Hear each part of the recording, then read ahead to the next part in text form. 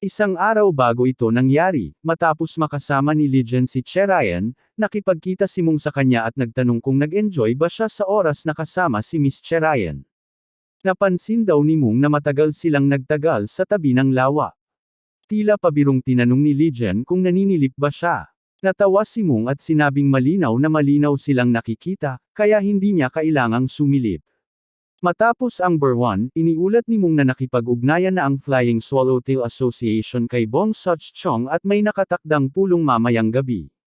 Dito napansin ni Mung ang tila malamig na reaksyon ni Legion. Tinanong niya kung may bumabagabag dito.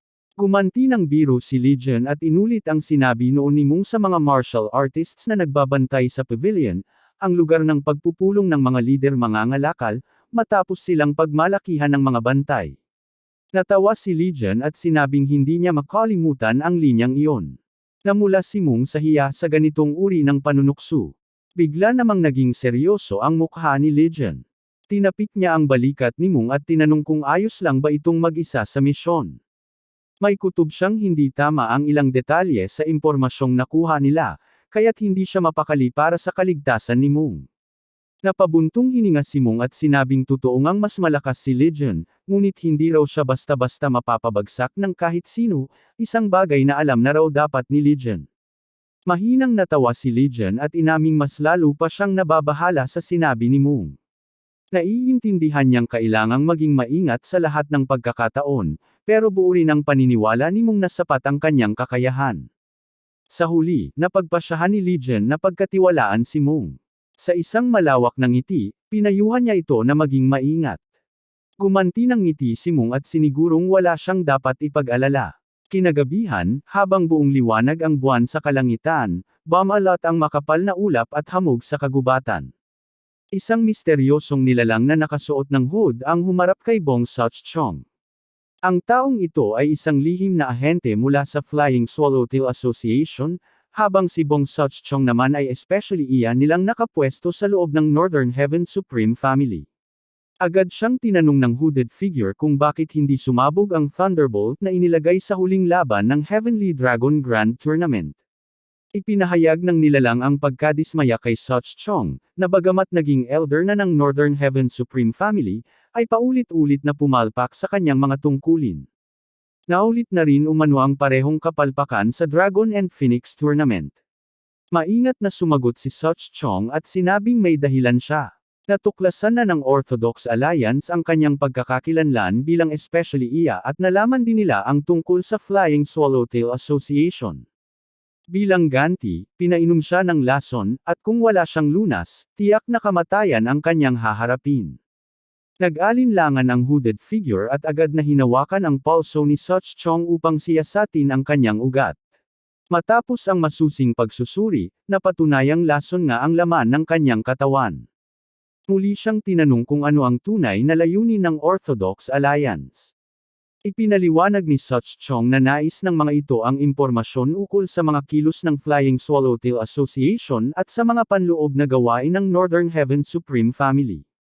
Ikinwento ng tagapagsalaysay na itinuro ng lalaking may hood ang tunay na pagkatao ni Such-chong, na hindi lamang pala ito especially iya ng Northern Heaven Supreme Family kundi kasapili ng Flying Swallowtail Association. Nagtaka ang lalaki kung bakit ganun na lang ang kumpiyansa ni Such-chong sa pagbubunyag ng ganoong sensitibong impormasyon. Agad namang sumagot si Such-chong na mas pinagkakatiwalaan niya ang Flying Swallowtail Association kaysa sa mga demonyong kasapi ng Orthodox Alliance. Ipinahayag ng lalaking may hood na iisipin niya muna ang karampatang parusa kay Such-chong, ngunit pinayagan niya itong umalis pansamantala. Sa kabuuan ng kanilang palitan ng impormasyon, si Mung ay nanatili sa mataas na sanga ng puno, tahimik na pinagmamasdan ang buong plano na eksaktong naayon sa kanyang plano.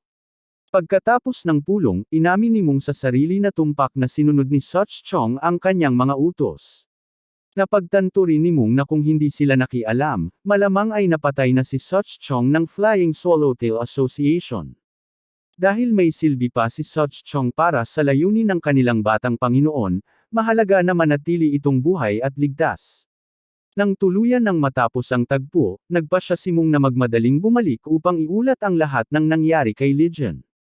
Ngunit bago pa man siya makaalis, isang biglaang pag-atake ang tumarget sa kanyang mga binti.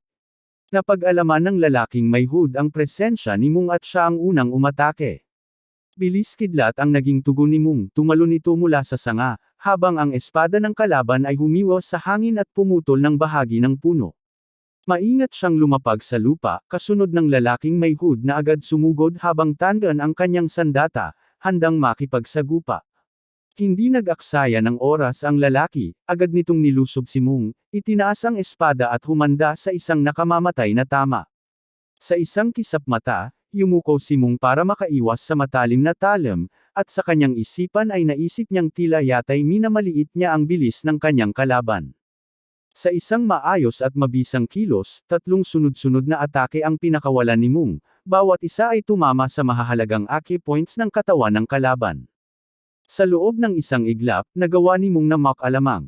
Subalit agad na sumagi sa kanyang isipan ang nakakatakot na teknik ng kanyang mga kalaban, ang tinatawag na deadly point art. Isang teknik na nagdudulot ng malakas na pagsabog kapag pinigil ang kanilang paralyzing point.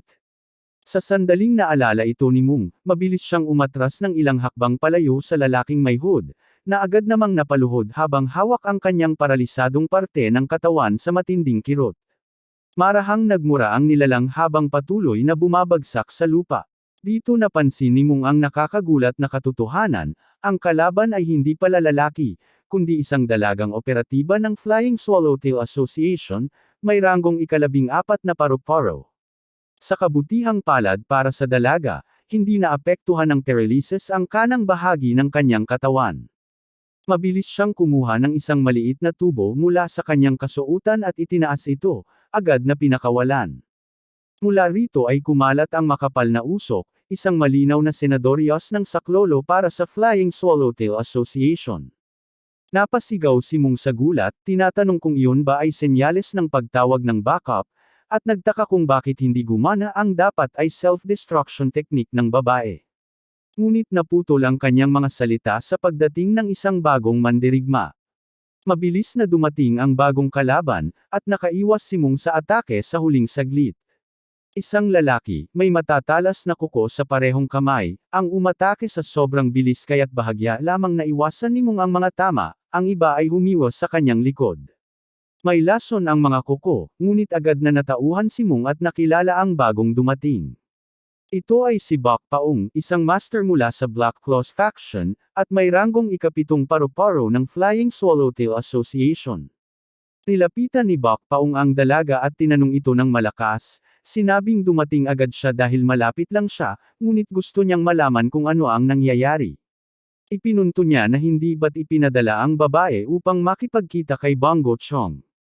Sumagot naman ang dalaga na ipapaliwanag niya ang lahat sa ibang pagkakataon, ngunit sa ngayon ay hiniling niyang i-unblock muna ang kanyang paralyzed blood path. Napatawa ng tuyo si Bok Paung at bahagyang pinagalitan ang dalaga, pinaalalahanang dapat sana'y nagdala ito ng gwardya, lalo't alam nitong magsesenyas siya ng saklolo. Sigurado raw na paparating na rin ang ika-3 paru-paro. Hindi pinansin ng dalawa si Mung, para bang wala ito roon, kaya't narinig niya ang lahat. Inisip ni Mung na ngayon lang niya narinig ang tungkol sa ika-3 paru-paro, pero mula sa tono ng kanilang usapan, batid niyang napakalakas ng mga ito kapag nagsaanib puwersa. Sa katunayan, si Bok Paung pa lang ay halos hindi na niya kayanin. Bigla, pinakawalan ni Mung ang sarili niyang distress flare, isang maliwanag na senyales na pumailan lang sa madilim na kalangitan. Galit na napasigaw ang dalaga, tinawag si Mung na gunggong, at sinabing ito ay nagsenyas din para sa tulong. Isinunod niyang isinigaw na iwan na ang kanyang bloodbath at inutusan ang mga tauhan ni Bok Paung na patayin agad si Mung dahil sa pakikinig sa usapan nila ni Bong Sochong. Nang mapagtanto ni Bok Paung ang lalim ng panganib ng sitwasyon, agad itong sumugod. Itinaas niya ang kanang kamay upang bigwasan si Mung sa ulo, ngunit naging kasing bilis rin ni Mung ang kanyang reaksyon, agad nitong tinaas ang espada upang salubungin ang mabigat na atake. Habang naglalaban, napamura si Mung sa ilalim ng kanyang hininga, dala ng pagkabalisa kung nakita nga ba ni Legion ang distress signal na kanyang ipinadala sa gitna ng panganib. Alam niyang handa siyang mamatay kung kinakailangan. Hindi siya natatakot na isakripisyo ang sarili. Ngunit ang bumabagabag sa kanyang loob ay ang posibilidad na sisihin ng kanyang batang Panginoon ang sarili kung sakaling mabaigo siya. Dahil dito, pinatatag ni Mung ang kanyang loob at muling pinigilan ang atake ng kalaban gamit ang sanay na galaw ng kanyang espada. Subalit walang kapaguran si Bok Paong, sunod-sunod ang atake nito. Isang matalim na hagupit ang tumama sa kaliwang kamay ni Mung, tila kutsilyong dumaan sa malamig na mantikilya. Bamuka ang sugat at damaloy ang dugo, dumampi sa lupa sa ilalim niya. Napangiti si Bok Paong, tila nasiyahan sa hamon ng isang kalabang karapat-dapat. Ngunit hindi nagpatinag si Mung. Puno ng matatag na paninindigan, pinilit niyang tumindig sa kabila ng sakit. Sa natitira niyang lakas, pinakawalan niya ang isang makapangyarihang atake mula sa kanang bahagi. Mabilis namang nagtanggol si Bok Paong, tinaas ang kaliwang kamay at sinalubong ang espada gamit ang kanyang matutulis na kuko. Ang banggaan ng kanilang mga sandata ay umalangaw sa katahimikan ng kagubatan, isang matalim na tunog sa gitna ng kapayapaan. Makalipas ang ilang saglit, napaupo si Mung sa puno, pagod, duguan, at ang espada niya'y wasak. Tumayo sa harap niya si Bok Paong, at sa malamig na tinig ay pinuri ang katapangan at katatagan ni Mung sa kabila ng matinding laban. Ngunit nanatiling buo ang loob ni Mung, kahit ang matutulis na talam ay halos nakatutok na sa kanyang ulo. Naglalagablab ang kanyang mga mata, puno ng tapang at determinasyong hindi sumuko. Nang tila malapit na sa katapusan ang kanilang labanan, mariing sinabi ni Bok Paong na walang tagapagligtas na darating para kay Mung. Nagsimula namang maglaro ang isipan ni Mung. Alam niyang malayo ang Divine Wind Manor, at sa kadiliman ng kagubatan, hindi katakatakang hindi nakita ni Legion ang senyales ng saklolo. Nang itinaas na ni Bok Paong ang kamay para sa inaakalang huling hampas, bigla siyang pinigilan ng dalagang kasama. Ipinaalala nitong si Mung ay nakarinig ng pulong nila kay Bong Suchong, pati ang lihim na self-destruction technique ng Flying Swallowtail Association. Baka raw kasapi si Mung ng Orthodox Alliance. Iminungkahi ng dalaga na buhayin muna si Mung upang makuha ang posibleng mahalagang impormasyon. Saglit na nag-isip si Bok Paong, at sa huli ay sumang-ayon, inaming isang matalinong hakbang ito. Samantala, patuloy na kumakabog ang dibdib ni Mung. Alam niyang kaya niyang tiisin ang anumang pahirap, ngunit kung gagamitin sa kanya ang mga maduduming teknik ng soul manipulation o gamot, baka hindi niya mapigilan ang sarili na ibunyag ang lahat ng inihanda ni Legion. Dahil dito, nagpasya si Mung na tapusin ang lahat sa sarili niyang paraan. Itinaas niya ang sirang espada, inihanda itong ibaon sa sariling leeg. Napasigaw ang dalaga sa gulat at takot sa ginawa ni Mung, ngunit huli na para siya'y pigilan. Tahimik na humingi ng paumanhin si Mung sa kanyang batang Panginoon, kasabay ng huling pamamaalam na puno ng paggalang. Ngunit bago pa tumama ang dulo ng kanyang espada, isang malakas at nakabibinging pagsabog ang yumanig sa buong kagubatan. Bigla silang napatigil, si Bok Paong at ang dalaga ay napatingala, napansin ang papalapit na figure ng isang makapangyarihang martial master na umaalingasaw ang hindi mapigil na enerhiya. Napatigil si Mung, dama ang napakalakas na puwersa na mabilis na lumalapit. Lahat ng naruroon ay napalingon sa parehong direksyon, hindi makagalaw, puno ng takot at paghanga. Ang bagzo ng enerhiya ay tila unos na humawi sa kagubatan, nagpatambo ng mga puno, nagdurog ng mga bato, at sumaire sa masusukal na halaman. Mabilis na tumalon palayo si Bok Paong, hinayla ang dalaga upang iligtas. Samantalang si Mung ay nanatiling nakatayo, hindi man lang nadaplisan ng mapanirang lakas. Dahan-daang ibinaba ni Mung ang kanyang sirang espada, na sana'y ginamit niya upang wakasan ang kanyang buhay. Napatawa siya ng mahina, sa kanginitian ang paparating na figure. Biniro pa niya ito kung sinusubukan ba nitong pasabugan ang buong bundok. Mula sa pulang balabal na tila pinapawi ang dilim, biglang lumitaw si Legion, waring bumalot mula sa wala. Tahimik na sinuri ni Legion ang kondisyon ni Mung. Wala na ang dati nitong mahinahong ngiti, at sa halip ay ang bangis ng isang nilalang na tila galit ng impyerno ang dala. Pinakawalan ni Legion ang kanyang enerhiya nang walang pag-aalinlangan. Sa malamig at matatag na tinig, sinagot niya si Mung. Kung kinakailangan, handa siyang wasakin ang buong bundok para mailigtas ang kanyang tapat na tauhan. Dumiretso si Legion kay Mung, tila binaliwala ang mga kaaway, sigurado sa sarili na kaya niyang tapusin ang mga ito sa oras na piliin niya. Ang kanyang tunay na lakas ay bumalot sa paligid, at kahit ang dalawang kilalang butterfly agents ay hindi gumalaw, nanatiling nakamasid, tahimik, at hindi muna umatake. Ipinakita sa mukha ni Legion ang pag-aalala nang mapansin niya ang matinding kalagayan ni Moong. Magulo at sira ang mga daanan ng enerhiya nito sa loob, habang ang mga panlabas na sugat ay kapwa kahindik-hindik. Duguan si Moong matapos ang mabangis na sagupaan laban sa ikapitong paru-paro. Gayunpaman, kahit hindi na siya makagalaw, nagkunwaring baliwala ito kay Moong at sinabing wala siyang dapat alalahanin, lalo na't nasa harap niya ang kanyang batang Panginoon. Nananatili pa rin ang kanyang prioridad. Habang nagpapatuloy ang kanilang usapan, nagkatinginan ang ikapito at ikalabing-apat na paru-paro. Napagtanto nilang hindi kabilang si Legion sa Orthodox Alliance. Dahil dito, nagdesisyon ang dalawa na kumilos, at lumapit si Baekhyun na may bitbit na ere ng kahambugan. Tinukoy nito kung dumating ba si Legion nang walang dalang sandata. Sa isang tila casual na tugon, ipinaliwanag ni Legion na ibinalik na niya sa mga tunay na may-ari ang mga sandatang minsan niyang ginamit, at wala siyang balak na gumamit ng alinman sa mga iyon sa ngayon. Sa isang simpleng kilos, ipinasok niya ang kamay sa loob ng kanyang robe at inilabas ang isang maliit na punyal na may malamig na enerhiya. Aniya, sapat na ito upang harapin ang ikapitong paru-paro. Sa unang tingin, tila isa lamang itong magandang palamuti. Ngunit agad itong nakilala ni Moong. Isa iyon sa mga sandatang binili ni Legion, ang Frozen Jade Dagger, noong sila ay namimili ng Wind God Armor kasama si Chariot. Alam ni Moong na isa itong banal na kagamitan, isang sandatang higit pa sa karaniwan.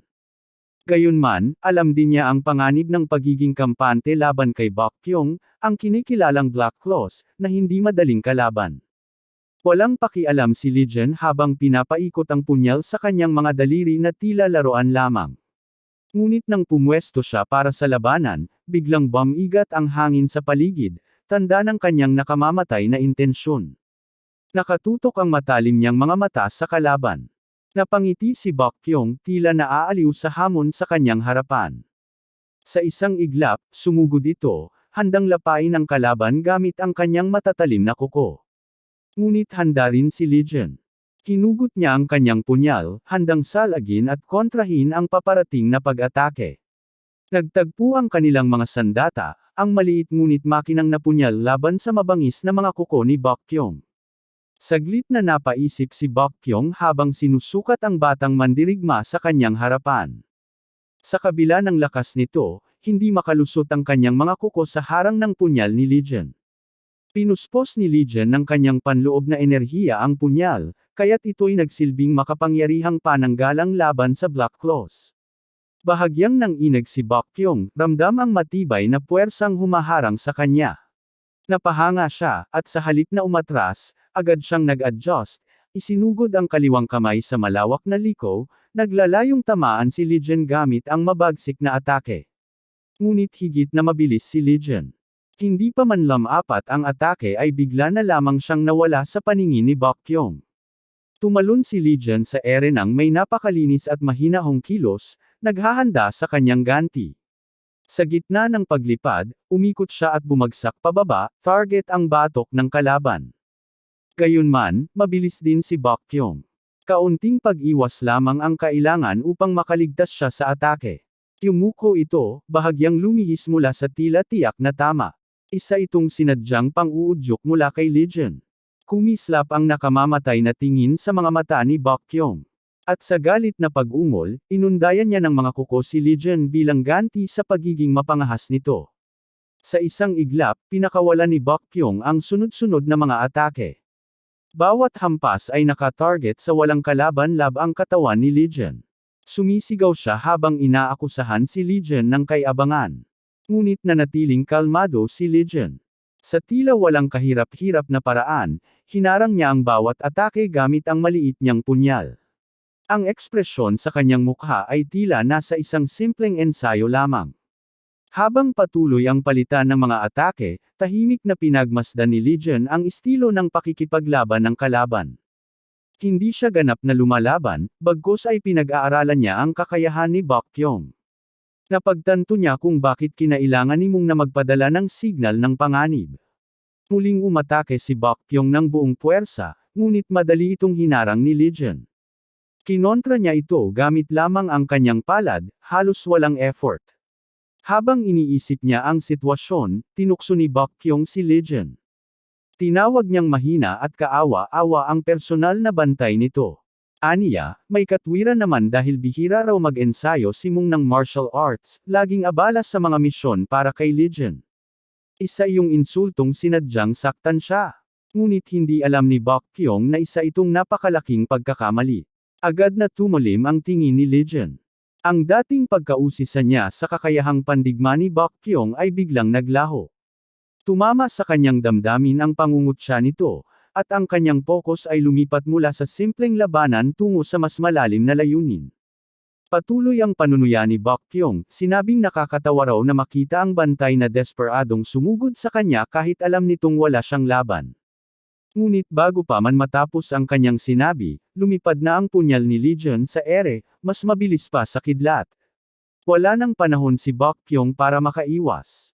Hindi niya nakita ang paggalaw, wala ni isang pahiwatig bago dumating ang atake. Ang tanging nakita niya ay ang mukha ni Legion, kalma, walang emosyon, tila ba isang malamig na anino. At doon niya naramdaman ang kirot. Isang matalim at matinding sakit ang dumaan sa kanyang kanang mata, tinuhag ng punyal ni Legion sa isang iglap. Sinundan ito ng bakas ng dugo sa hangin, tanda ng matinding pinsala.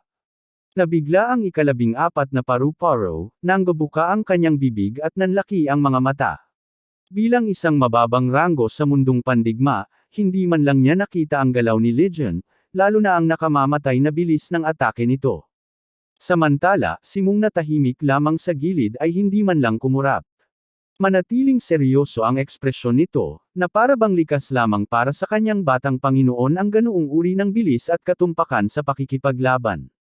Sa matinding galit, nagbitaw muli ng mga insulto si Baekhyun habang isinasalakay si Legion gamit ang matutulis nitong mga kuko, puno ng puot ang bawat hagupit.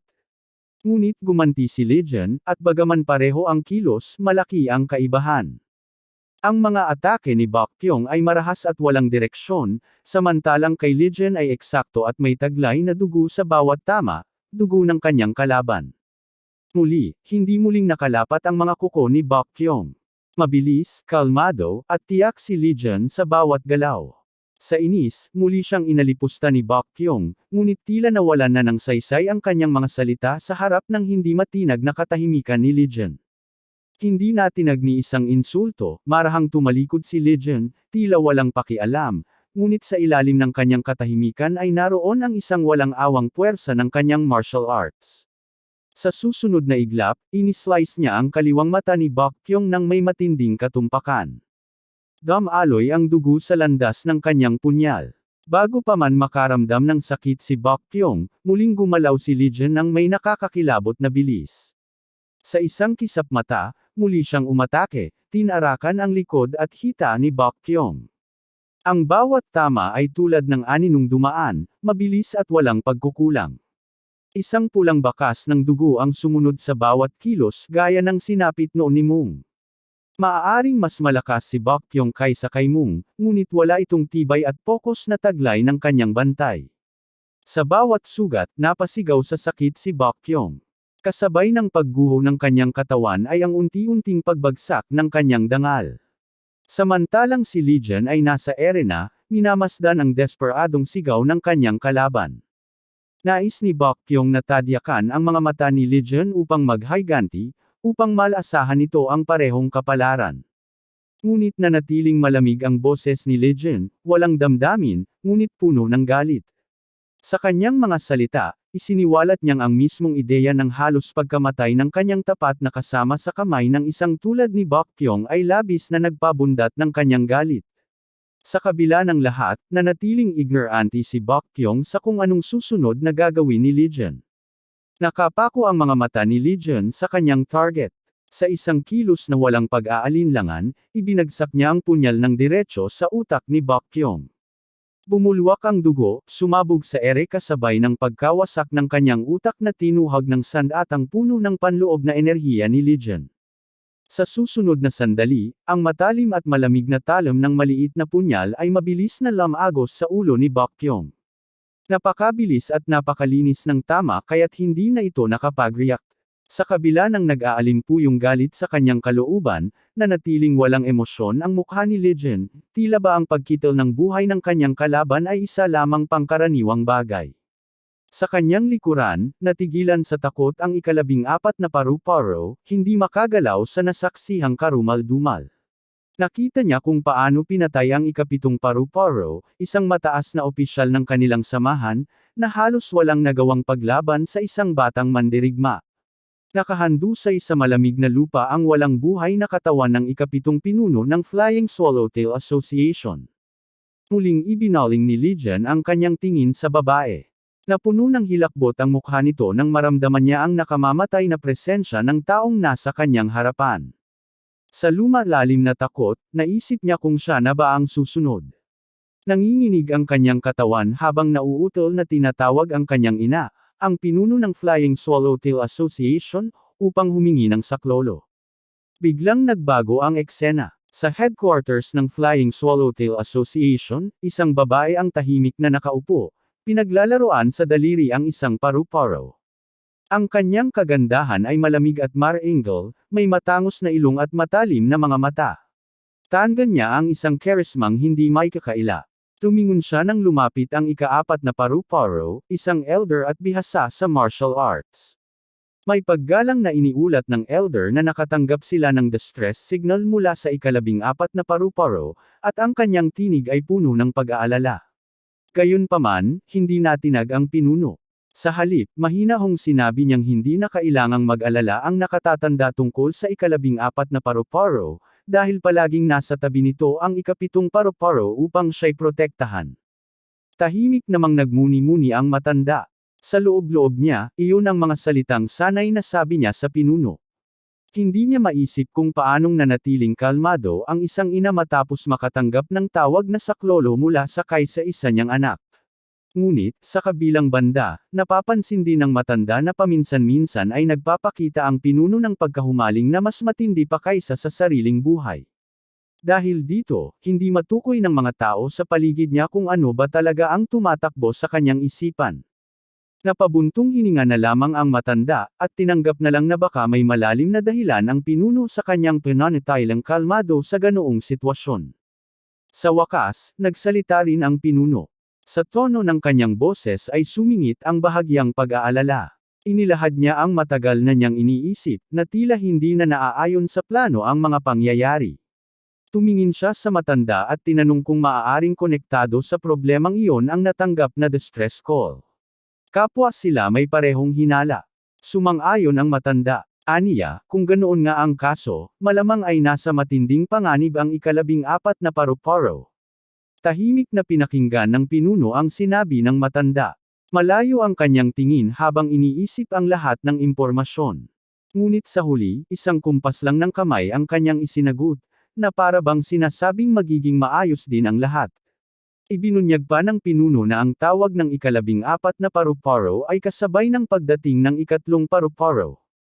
Lumipat ang tagpo sa isang larangan ng labanan, kung saan dumating ang ika-3 miyembro ng Flying Swallowtail Association, isang kalbong matanda. Pagdating nito, agad itinaas ng ika-14 na paru-paro ang tingin, kasunod ni Mung, na hindi pa rin makatayo dahil sa mga tinamong sugat. Itinaas din ni Mung ang kanyang paningin. Nakita ni Legion ang pagdating ng kalbong matanda, sakto sa oras upang sagipin ang ika-14 na paru-paro.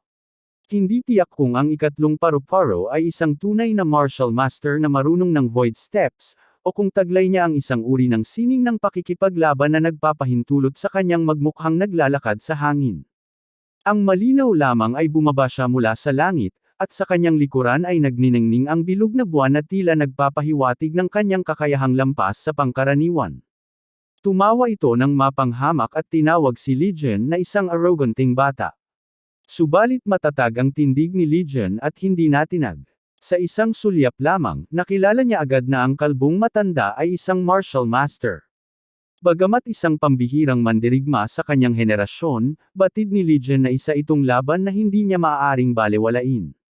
Dahan-daang bumaba ang matanda, at kasabay ng kanyang pag-apak sa lupa ay ang marahang kaluskos ng damo sa ilalim ng kanyang paa.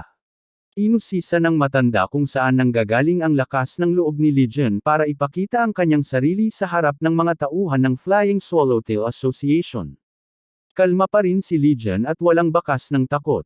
Sagot niya, wala naman siyang dapat ipag-alala basta't mapatay niya ang lahat ng naruroon.